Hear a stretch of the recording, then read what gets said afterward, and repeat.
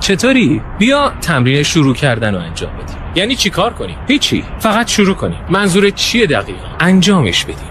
اون چیزی که تو سرته، اون ایده‌ای که داری، اون پیجی که میخوای بزنی، اون کتابی که میخوای بنویسی، اون نقاشی که میخوای بکشی، اون دستگاهی که میخوای بسازی، نمیدونم، هر چی. زود باش. از یه آدم موفق در اواخر عمرش پرسیدن اگه زمان برگرده عقب چی کار میکنی؟ گفت همه کارهایی که تا الان انجام دادم رو تکرار میکنم، حتی اشتباهاتم رو، ولی زودتر.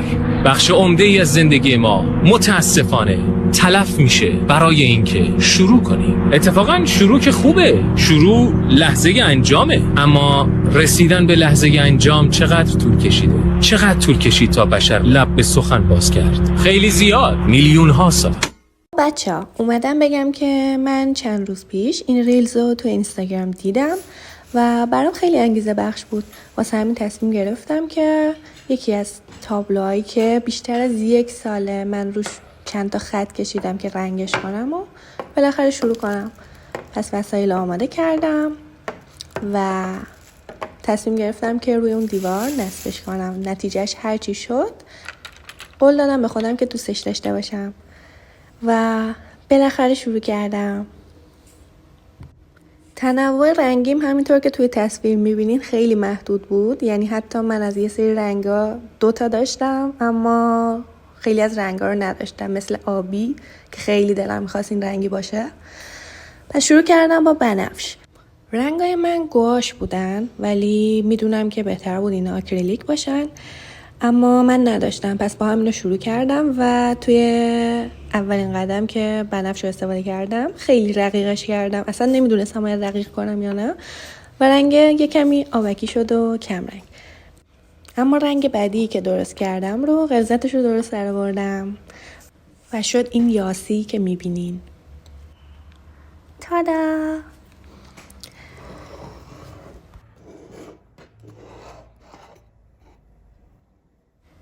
من همیشه تلاش میکنم که این کنارهای بومم رنگ بزنم چون که معمولا قاب نمیگیرم و امیدوارم که یه روزی نقاشیامو در حدی ارزشمند بدونم که بتونم قابشون بگیرم.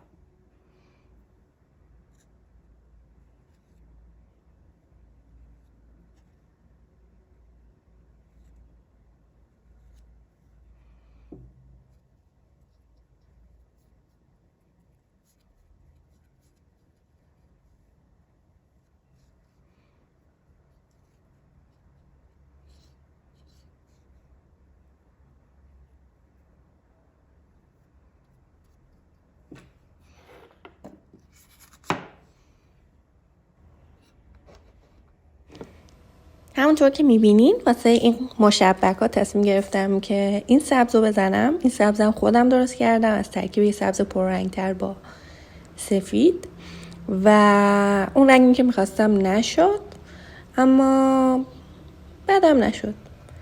میدونین یه جوریایی دارم تلاش میکنم که بفهمین اینا سلیقه رنگی من نیستن و من اگه امکاناتشو داشتم یا حتی اگه حالشو داشتم که یه بار دیگه رنگ درست کنم میتونستم یه ترکیب بهتری رو رقم بزنم.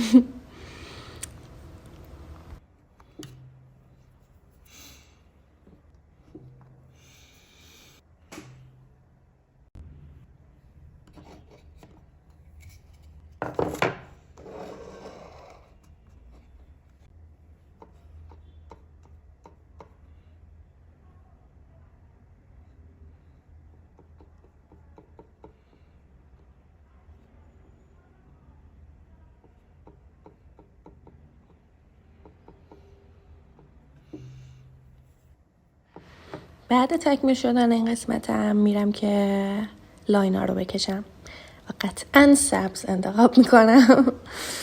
این سبز یکم پررنگتر از قبلیه و به رنگ مورد علاقه من نزدیک تره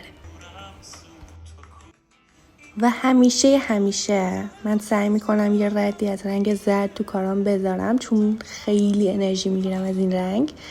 درسته که رنگ مورد علاقم سبزه اما زرد فوق‌العاده است. رنگ زردم هم خود به خود همینقدر رقیق بود، هر چقدرم هم زدم بازم همینجوری شل بود، اما ترجیح دادم که با همین رقت ازش استفاده کنم.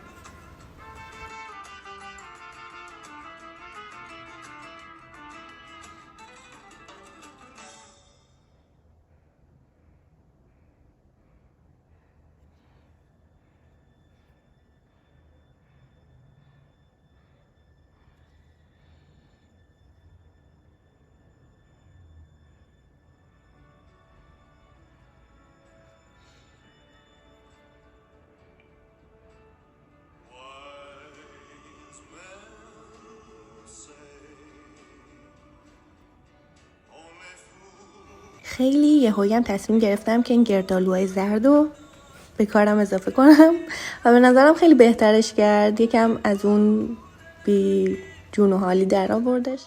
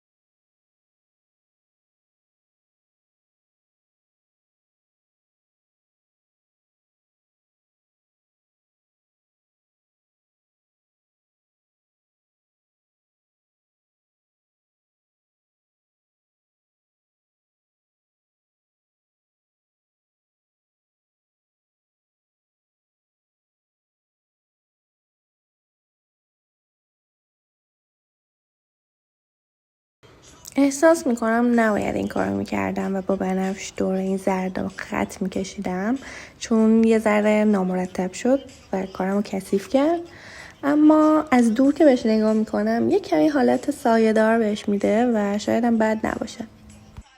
اون موقع که داشتم ویدیو میگرفتم تو ذهنم این بود که روی این ویدیو یه موزیک ملایم بذارم تا شما نفهمین من در واقع چی داشتم گوش میدادم موقع کشیدن این نقاشی، ولی فکر کنم یه ذره مشخص باشه و بچه خوشگل پیشروه.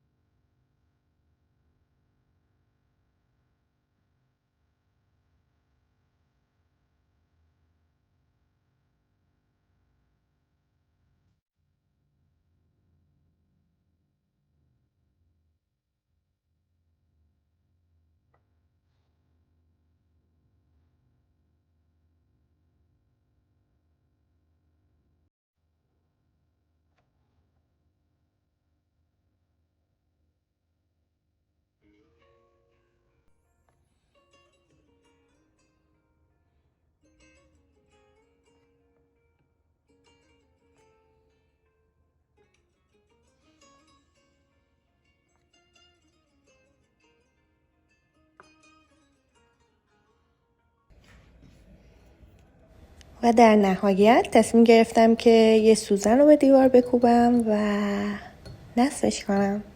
خیلی حس خوبیه وقتی که نتیجه کارت رو دیوار میبینی و تصمیم گرفتم که این دیوار رو تبدیل کنم به یه محلی از کار هنری و این اولین بخش از این دیواره. امیدوارم که با من همراه باشین تا پر شدن این دیوار رو با هم دیگه ببینیم.